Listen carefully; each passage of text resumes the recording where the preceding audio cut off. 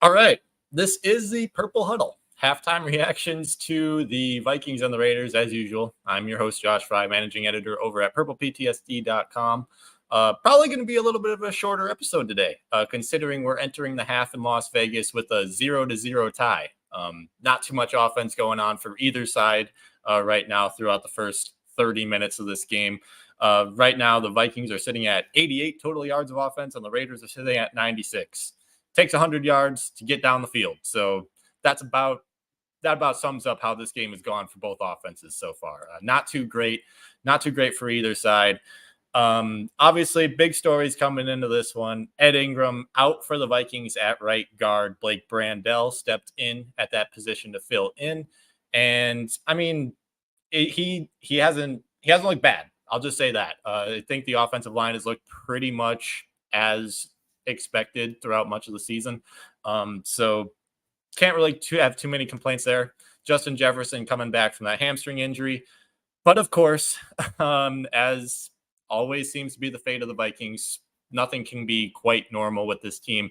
He left about halfway through the second quarter after a big hit from Raiders safety Divine Diablo. He is now questionable to return to this game with a chest injury. He left the game, immediately went into the blue medical tent, and now seems to be sitting in the locker room waiting for some sort of test results to determine whether or not he's able to return to this game. So hopefully Justin Jefferson's able to come back. Had 2 receptions for 27 yards, and he is now the Vikings franchise record holder for most receiving yards through a first 4 seasons in an NFL career, passing Randy Moss. So that is a positive thing, I guess, for a Vikings offense that we can't really have too many positives for so far in this game. Kevin O'Connell, throughout the bye week and leading up to this game, has preached how he's going to try to adapt this offense to fit Josh Dobbs. He's going to try to be a little bit more aggressive, try to change things up. I like some of the fourth down plays that they did during that first half. I think they are being a little bit more aggressive. But overall, can't really say that the offense looks much different. I mean, this is just another really subpar game. Who cares? Who gives out the offensive line grades? The one so grade the line. This line so high must be high themselves.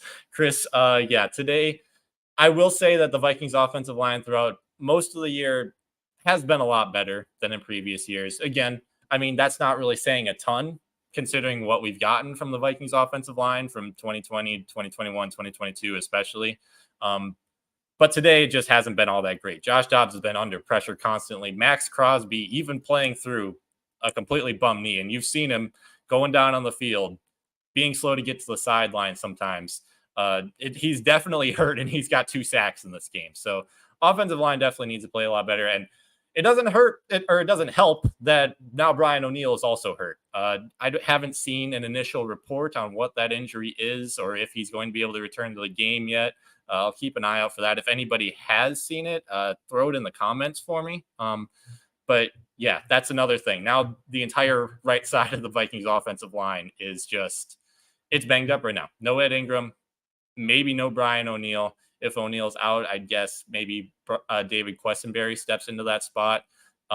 Yeah, it's just not been a great half in terms of the offensive side of the ball. Defense, though, I mean, defense is living up to the hype once again. They continue to just limit the big plays. Aiden O'Connell in that first half, he had my app's being slow now. He completed 12 of 18 passes, which I mean is respectable, but he only totaled 81 yards, averaging 4.5 yards per attempt. So Vikings are doing a really good job of limiting some of these explosive plays. They're holding the Raiders to under 4 yards a carry in the rushing attack. Nothing really huge that they're giving up, which has kept them in this game and is a big reason that we are tied at 0-0. But yeah, we need to see some better offense out of this group. I don't know how much longer this Josh Dobbs experiment can go on if the Vikings don't start performing well on offense. It's really tough to say how big Kevin O'Connell's leash on Dobbs can be, especially considering after that Bears game, he definitely seemed open to the idea of changing things up at the position. Said going into the bye that they're going to look at everything. They got Nick Mullins available. He mentioned Jaron Hall.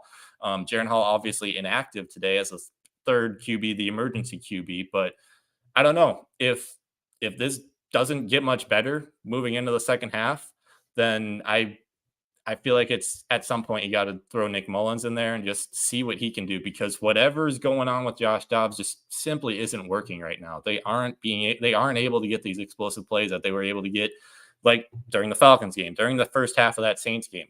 It's been basically 2.5 games, well, now 3 games totally of just really bad offense from this group. And with the Vikings on the fringes in the playoff race, they hold the 6th seed, but there are a lot of teams up there right now that could go up and pass them. I mean, the Packers are right there too. And this final 4 weeks, and including this week, 5 weeks, is going to be a really important stretch if the Vikings really want to get into the playoffs. And is Josh Dobbs going to be able to be the guy that gets them into it? Last 3 games haven't really suggested that. They need to put in Hall. Mullins not the answer either. I tend to agree with you, Jamie. I don't really know how much I want to see out of Nick Mullins, just considering he's been a career backup in this league.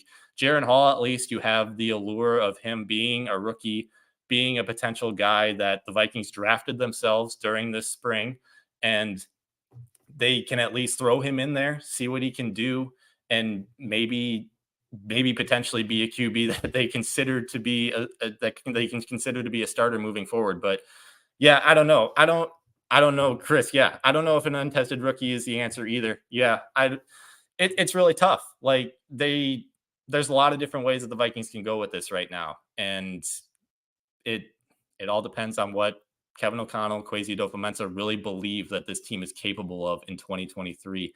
But over the past 3 weeks, it hasn't really seemed like this team is a really great playoff contender. So yeah, it's a tough spot. Hopefully the Vikings can start putting up some points, because if not, then we're looking at 6 quarters already where past 6 quarters they put up 10 total points, and that's just not winning football. You're not going to win many games if you're doing that. But looks like the second half is going to be getting started here in just a few minutes. So hopefully the Vikings offense picks things up. As usual, Josh Fry, host of Purple Huddle, managing editor over at purpleptsd.com. Make sure to go over to the websites following the game.